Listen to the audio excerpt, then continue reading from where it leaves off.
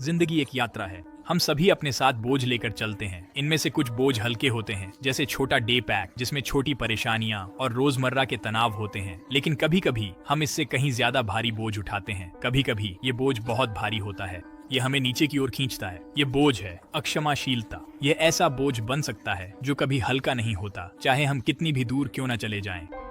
सोचिए, कभी किसी ने आपको चोट पहुंचाई हो। वह दर्द शायद आज भी ताजा हो, या फिर वह घाव समय के साथ और गहरा हो गया हो। शायद आप अब भी गुस्सा महसूस करते हो। वह गुस्सा आपको भीतर से खा सकता है, जिससे आगे बढ़ना मुश्किल हो जाता है। ये ऐसा है जैसे आप एक भारी बैकपैक लेकर चल रहे हो। हर कदम और मुश्किल हो जाता है, हर पल और थका देने वाला लगता है। आपको यह बोझ हमेशा नहीं उठाना है। माफ करना एक चुनाव है। ये निर्णय है जिसमें आप बोझ नीचे रखते हैं और वजन से आजाद करते हैं। चुनाव है जिसमें आप बैकपैक नीचे रखते हैं। मतलब ये नहीं कि आप भूल जाएं। इसका मतलब है दर्द को स्वीकार करना, लेकिन यह तय करना कि वह आपको नियंत्रित न करे। इसका मतलब है ठीक होने का चुनाव करना। आप शांति के हकदार हैं। आप हकदार हैं कि आप हल्का और बेफिक्र महसूस करें। अक्षमाशीलता को अपनी खुशी छीनने मत दीजिए। जिंदगी बहुत छोटी है कि आप पुराने घावों के बोझ तले दबे रहें। आप आजाद होने का चुनाव कर सकते हैं। हल्के दिल और बोझ रहित आत्मा के साथ इस यात्रा को अपनाइए। माफी को अक्सर गलत समझा जाता है। लोग सोचते हैं कि यह बुरे व्यवहार को सही ठहराता है। ये सच नहीं है। माफी आपके बारे में है, न कि दूसरे व्यक्ति के बारे में। ये गुस्से और कड़वाहट को छोड़ने के बारे में है। ये अपनी शक्ति वापस लेने के बारे में है। जब आप माफ करते हैं तो आप दर्द के बजाय शांति को चुनते हैं। आप गुस्से के बजाय उपचार को चुनते हैं। आप ये नहीं कह रहे हैं कि जो हुआ वो ठीक था। आप बस आगे बढ़ने का चुनाव कर रहे हैं। याद रखिए, माफी एक प्रक्रिया है। अपने साथ धैर्य रखें। एक बार में एक कदम उठाएं। गुस्से को पकड़े रहना आपको दूसरों से ज्यादा नुकसान पहुंचाता है। ये ऐसा है जैसे आप जहर पी रहे हो और उम्मीद कर रहे हो कि दूसरा व्यक्ति मर जाएगा। माफ न करना आपको अतीत में ही अटका कर रखता है। ये आपको ठीक होने और आगे बढ़ने से रोकता है। ये आपके मानसिक और शारीरिक स्वास्थ्य को प्रभावित करता है। अध्ययनों से पता चलता है कि माफी तनाव को कम करती है। तनाव से स्वास्थ्य संबंधी समस्याएं हो सकती हैं। माफी आपके मन और शरीर दोनों के लिए अच्छी है। माफी का मतलब भूल जाना नहीं है। इसका मतलब है कि आप ठीक होने का चुनाव कर रहे हैं। आप शांति के हकदार हैं। गुस्से को छोड़ दीजिए, माफी को चुनिए। माफी एक शक्तिशाली साधन है जो जीवन को बदल सकती है और गहरी शांति ला सकती है। इस खंड में हम उन लोगों की वास्तविक जीवन की कहानियों को जानेंगे जिन्होंने माफी की उपचार शक्ति का अनुभव किया है। कई लोग माफ करने में संघर्ष करते हैं। दूसरों द्वारा पहुंचाई गई चोट और गुस्से को छोड़ना बेहद चुनौतीपूर्ण हो सकता है। दर्द बहुत भारी लग सकता है और जिसने हमें चोट पहुंचाई है उसे माफ करने का विचार असंभव सा लग सकता है। लेकिन बहुत से लोगों ने इसके माध्यम से शांति पाई है। उनकी कहानियां प्रेरणादायक हैं। उदाहरण के लिए टॉम को ही लीजिए। माफी की ओर टॉम की यात्रा आसान नहीं थी, लेकिन वह जीवन बदलने वाली थी। उसे अपने व्यापारिक साथी से गहरी चोट पहुंची थी। उस विश्वासघात ने उसे पूरी तरह से टूट और खोया हुआ महसूस कराया। टॉम कई सालों तक गुस्से और कड़वाहट में रहा। वह उस दर्द से आगे नहीं बढ़ सका और इसका असर उसके जीवन के हर पहलू पर पड़ा, उसके काम से लेकर उसके निजी रिश्तों तक। आखिरकार उसने माफ करने का फैसला किया। यह निर्णय उसने हल्के में नहीं लिया, लेकिन यह टॉम के लिए एक निर्णायक मोड़ था। इस फैसले ने उसकी जिंदगी बदल दी।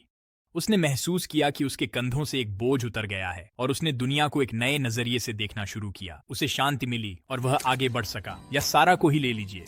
उसकी कहानी भी माफी के प्रभाव का एक और शक्तिशाली उदाहरण है। वह बचपन में एक कार दुर्घटना का शिकार हुई थी। ये दुर्घटना उसके लिए बहुत दर्दनाक थी और उसने उसे स्थायी घाव दी।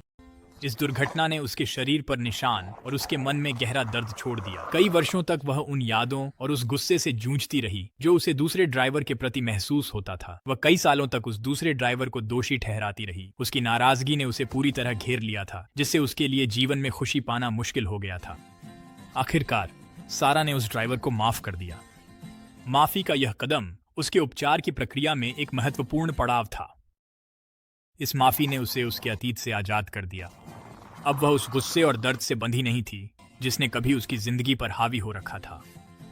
वह अब एक संपूर्ण और खुशहाल जीवन जीने में सक्षम थी। सारा की कहानी यह साबित करती है कि छोड़ देने और आगे बढ़ने में कितनी ताकत है। ये कहानियां माफी की शक्ति को सिद्ध करती हैं। ये दिखाती हैं कि सबसे गहरे घावों को भी पार किया जा सकता है और शांति पाई जा सकती है। दर्द का अनुभव करने के बाद भी शांति पाना संभव है। माफी केवल अतीत को छोड़ने के बारे में नहीं है, ये भविष्य को आशा और शांति के साथ अपनाने के बारे में भी है। रिश्ते हमारे कल्याण के लिए बेहद जरूरी हैं, लेकिन रिश्ते जटिल भी हो सकते हैं। कभी कभी आहत करने वाली बातें हो जाती हैं। अक्षम्य भावनाएं दूरी पैदा करती हैं। ये लोगों के बीच दीवारें खड़ी कर देती हैं। इससे विश्वास और जुड़ाव को फिर से बनाना मुश्किल हो जाता है। माफी एक पुल है। ये आपको दूसरों से फिर से जुड़ने की अनुमति देती है। ये उपचार और समझ के लिए रास्ता खोलता है। किसी को माफ करना उनके कार्यों को सही ठहराना नहीं है। इसका मतलब है एक साथ आगे बढ़ने का चुनाव करना। इसका मतलब है गुस्से के बजाय प्यार को चुनना। माफी एक यात्रा है, कोई मंजिल नहीं। इसमें समय और प्रयास लगता है, लेकिन यह इसके लायक है। शुरुआत अपने भावनाओं को स्वीकार करने से करें। अपने गुस्से को दबाएं नहीं, खुद को उसे महसूस करने की अनुमति दें। अपनी भावनाओं को लिखें, ये आपको उन्हें समझने में मदद कर सकता है। किसी ऐसे व्यक्ति से बात करें जिस पर आप भरोसा करते हैं। अपनी कहानी साझा करना उपचारात्मक हो सकता है। थेरेपिस्ट आपको मार्गदर्शन और समर्थन दे सकता है। याद रखें, माफी खुद को माफ करना भी है। हम सभी गलतियां करते हैं। अपने प्रति दयालु रहें, अपनी गलतियों से सीखें और आगे बढ़ें। माफी एक शक्तिशाली उपहार है। ये एक उपहार है जो आप खुद को देते हैं। माफी को चुनें, शांति को चुनें, आजादी को चुनें। माफी एक यात्रा है, कोई मंजिल नहीं। यह एक रास्ता है जिसमें धैर्य और निरंतरता की आवश्यकता होती है। इसमें समय और प्रयास लगता है, लेकिन यह इसके लायक है। माफी की प्रक्रिया रूपांतरकारी हो सकती है, जो राहत और आंतरिक शांति का एहसास दिलाती है। शुरुआत अपनी भावनाओं को स्वीकार करने से करें। अपने गुस्से को दबाएं नहीं। उन भावनाओं को पहचानें जो आप अनुभव कर रहे हैं, चाहे वह गुस्सा हो, उदासी हो या निराशा। खुद को उन्हें महसूस करने की अनुमति दें। अपनी भावनाओं को लिखें। जर्नलिंग एक शक्तिशाली साधन हो सकता है जो आपकी भावनाओं को समझने और उन्हें संसाधित करने में मदद करता है। यह आपको उन्हें संसाधित करने में मदद कर सकता है। अपने विचारों को कागज पर उतारने से आपको स्पष्टता और दृष्टिकोण मिल सकता है। किसी ऐसे व्यक्ति से बात करें जिस पर आप भरोसा करते हैं।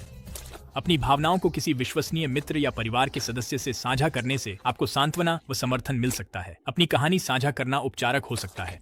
यह आपको दबे भावनाओं को बाहर निकालने और नए दृष्टिकोण पाने देता है। थेरेपिस्ट मार्गदर्शन और समर्थन दे सकता है। पेशेवर मदद आपको सामना करने और ठीक होने की रणनीतियां दे सकती है।